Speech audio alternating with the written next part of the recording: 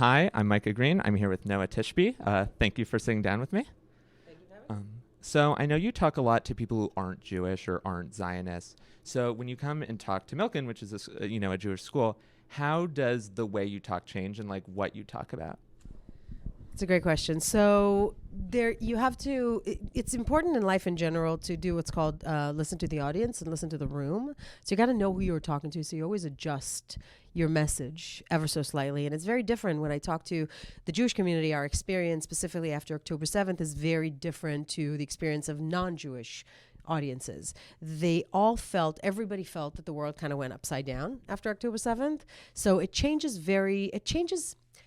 depends on the room, and I think it also depends on the age. Like talking to you all today was I'm talking to you, you're about to go to college, you're about to see the world in its most kind of vicious way. You're about to face this anti-Semitism and anti-Zionism in a very specific way that when I talk to like older people, they don't understand this, they're not aware of it. So it always changes slightly, but I think it's probably my favorite to talk to your age because, you're the future more than the older people.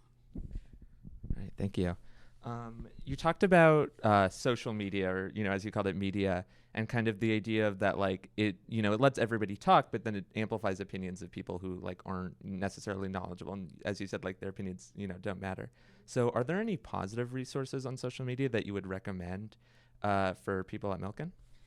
Absolutely. Absolutely. So obviously social media is not only bad, it can also be good, but you have to know who you're following. So just in terms of the Jewish world, I think there are accounts like A Wide of Frame is a great account for Jewish and Israel information. Israel on Campus Coalition is a great account for correct information. I would follow, like the Jerusalem Post, just like one of these kind of Israeli newspapers.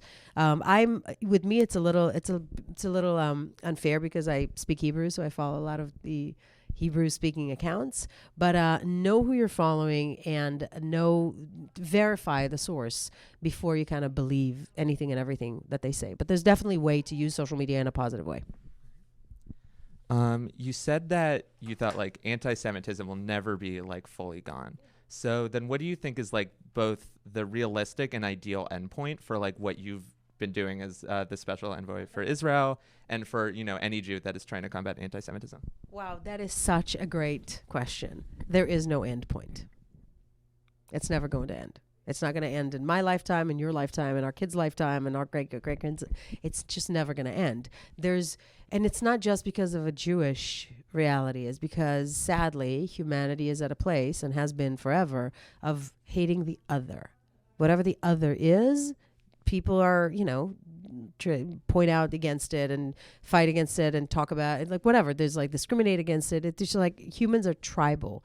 And in the same way that there's always going to be sources of and various degrees of racism, there's always going to be various degrees of anti-Semitism. It's also, as I said, it's the oldest form of hate and discrimination that's still being practiced today. It's been around. Anti-Semitism has been around since Jews have been around, like thousands of years. The first accounts of anti-Semitism were in like 400 BC in like Alexandria, when people were talking about this weird people, right? So it's always been around, and I think actually there's something kind of liberating about it, because I don't look at my job as having an end in sight, and I'm not looking at it as if it's something that I need to solve, but I'm looking into it as like, this is the context that I'm living into.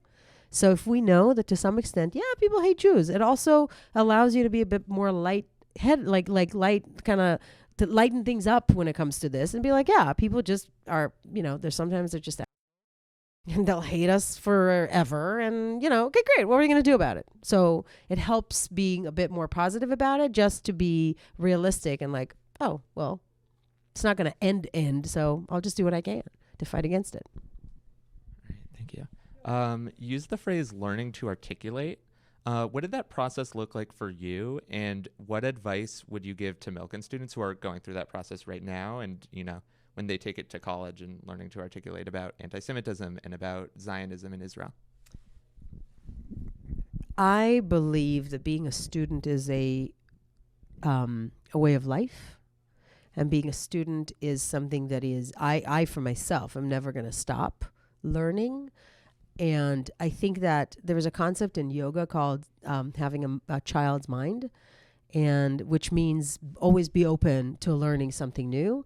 So if that's something that I can kind of advise younger people to always be curious and always teach yourselves and always learn more perspectives and always read more and always form your own opinion and always consider that it's not, there's no end to it. I think that's the most important way to be as an adult and as a human being, honestly. All right. Thank you very much. Thank you for sitting down with us. And thank you, Milken, for watching and listening.